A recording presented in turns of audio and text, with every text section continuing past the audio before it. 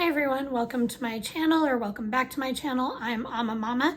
I am gonna do just a quick wrap up of the week of what I've read, and I did finally finish listening to The Map of Time. I do have the physical copy of this book, but I had mentioned in my other video that I was having a hard time staying focused on it, even when my eyes were feeling a little bit better.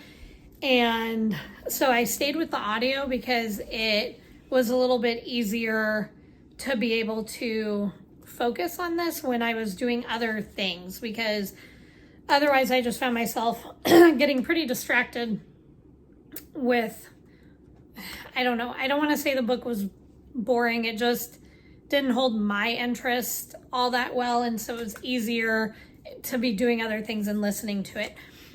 Overall, I probably, me personally, I'm going to say I would give this book a 2.5, maybe a 3 stars. It wasn't a bad book, but basically it starts out that you are following the life of a young man, and he falls in love with a prostitute who ends up being murdered by Jack the Ripper. And the premise is that he's planning on taking his own life, but his cousin wants to save him, and there is a man who is allegedly taking people to the year 2000 to witness the defeat of the Ottomans at the hands of a captain who saves the human race. And because of that, he seeks out H.G. Wells, who wrote The Time Machine. And in the book, it's got that information in there as well. And there's a copy of the actual time machine. And so they go back in time to try to save the girl's life.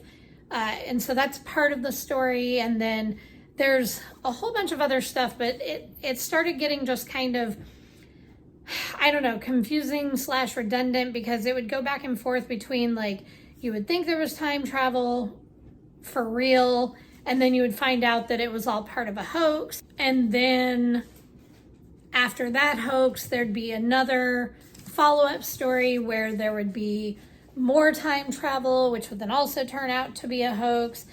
And then I would find myself guessing what was going to happen, and then that did happen, and then other things would happen. And so it just started getting a little bit, I don't know, it wasn't that it was confusing, there was so much back and forth that it started to just make me lose interest, because instead of there being like a very coherent, here's where we're going, there was so much flopping back and forth of everything that it just made it hard to hold my attention. And I don't know if anybody's going to want to read this. I don't want to give away all of the stuff, because again, it wasn't that it was a bad book, it just wasn't personally my favorite, and it did have a hard time holding my attention. But at the end,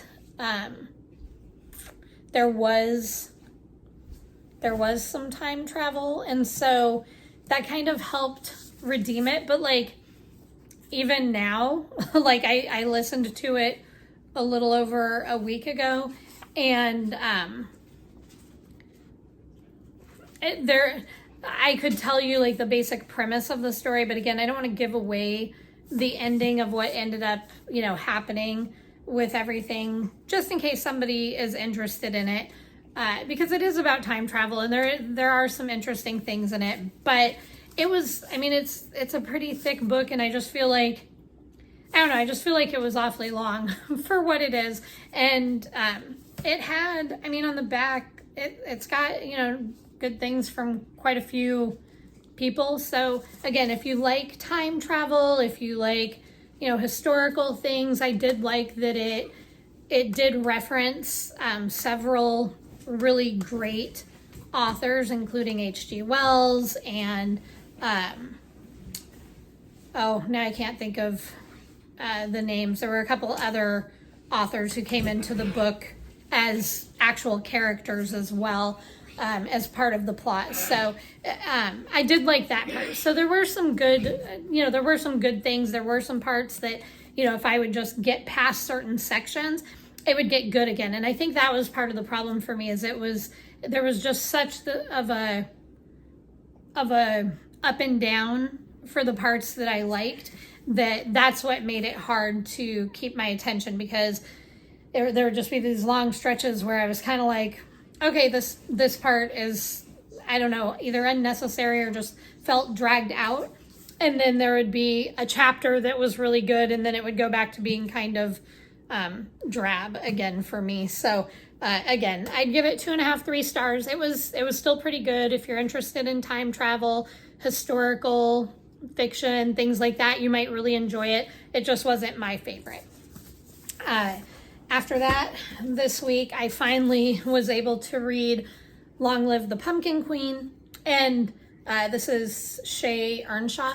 Now, I assumed this was going to be, some sort of a young adult kind of fiction, just based on what it is, and I think Disney, this was with Disney.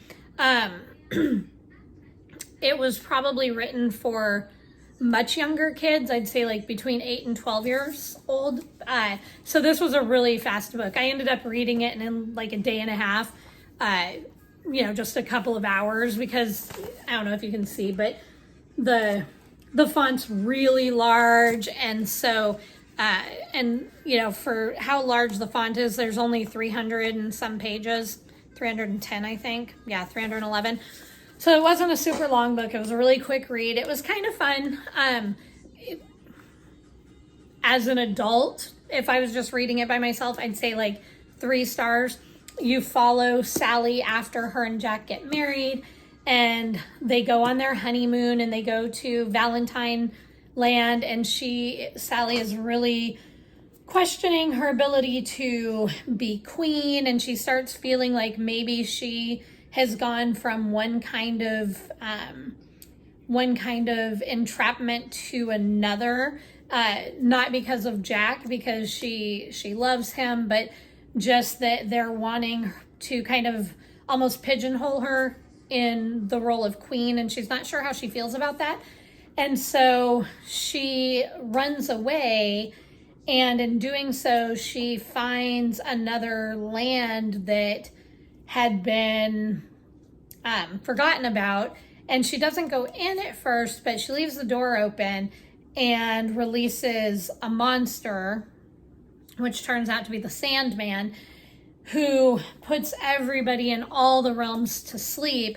And so she then has to find a way to not only stop the Sandman, but also reverse the sleeping spell, because she realizes and feels like it's all her fault because she inadvertently left the door open to this other realm. But in that, she finds out things about herself that she didn't know, both emotionally and, I don't want to say physically, that's not really quite the right word, but I don't want to give away too many spoilers, because it was a fun little read, especially for, the Halloween season. And, it's definitely, I thought it was worth like the 1.5 to 3 hours I spent reading it.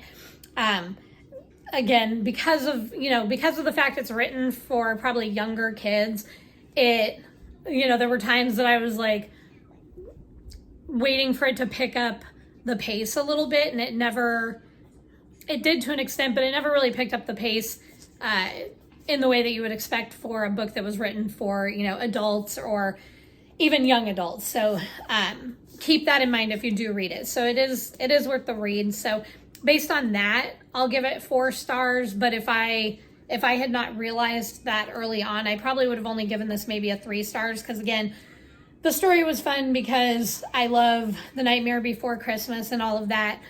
But if I had been expecting this to be written for, an older audience, it would have definitely been lacking in the writing department and stuff. But as something written for kids, it was good, and it kept my attention.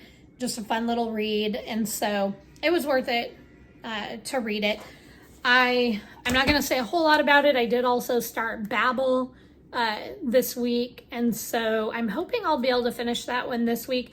Babel, on the other hand, is definitely written not for kids. And so it's a lot denser of a book. The font is very small. Luckily, so far, though, my glasses, my eyes have been holding up well, so I've been able to read it, which is good because I don't want to buy the audio version to listen to it just because that's, the same cost. Well, yeah, like the same cost of the book. And so I don't want to spend the money to buy the Audible version, and it's not available through the library right now. And so I'm just plugging away through the book, but so far it's been fine. I'm liking the book a lot. It wasn't hard to get into, but I went into it not knowing anything that it was about. And so it took like at least the first chapter or two before I started to get a feel for the story and where it was going and things like that. And so for that, I'm glad I took the time to do it, but I'm also kind of glad I didn't know a lot about it before I started because it's making it kind of interesting to see what's happening. So I will, I'll update everyone once I get through that book, but I just wanted to give a quick update on what I've read this week. So I did also finish my audiobook that I've been listening to for this past week called The Summer of Broken Rules. Hang on, I now forgot who wrote it. K.L.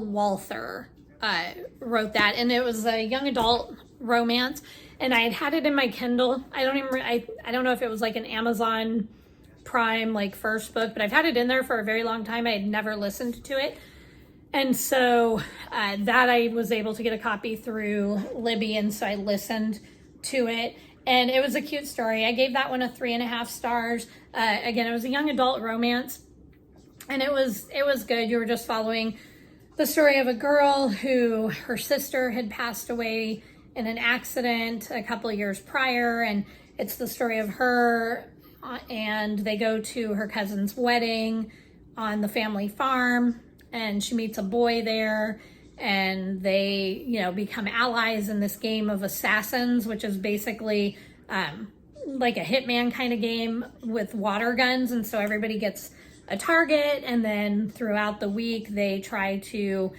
use a water gun or some sort of water to take out their targets, and then when they take out their target, they get that person's target for their next, and there's a winner at the end. And so throughout the week, her and the boy that she met become allies, and so and then acquaintances, and they end up being a couple and everything. And so I feel like it's kind of hard to give a lot of spoilers in that kind of book because it's a romance. So the outcome is what the outcome is, but it was it's a cute little story. It was definitely a very easy book to listen to. It was another one that I just listened to on the audiobook because it would have been fine to read, but it was one that I feel like it was better for me that I was listening to it because I was able to, have it playing while I was doing chores and cooking and breakfast and all of those things that I need to do anyways. I think it would have held my attention well enough, to sit down and read it, but I didn't mind just listening to it for that particular book. Whereas like Babel, I could see myself listening to it, but I think I prefer to read this one because there's a little bit more to digest, and so I think it's better for me to actually read this one. So, but with that being said, I finished 3 books this week, and then started a 4th. So that's the most that I have done in 1 week in a while. So I'm feeling pretty good about that. So I'm hoping I'll be able to finish Babel this week, hopefully within the next few days. I'm about like maybe 30% through the book right now, maybe a little bit more. And then, I've definitely got other books on my TBR for October that I'm hoping I can get to. And if I don't hate it. I don't mind carrying them over, but I definitely have some that I'll add for November and December that are a little bit more Christmassy and everything. But in the meantime, that is it for this week. I hope everyone has a great week, and I will talk to you all later. Bye.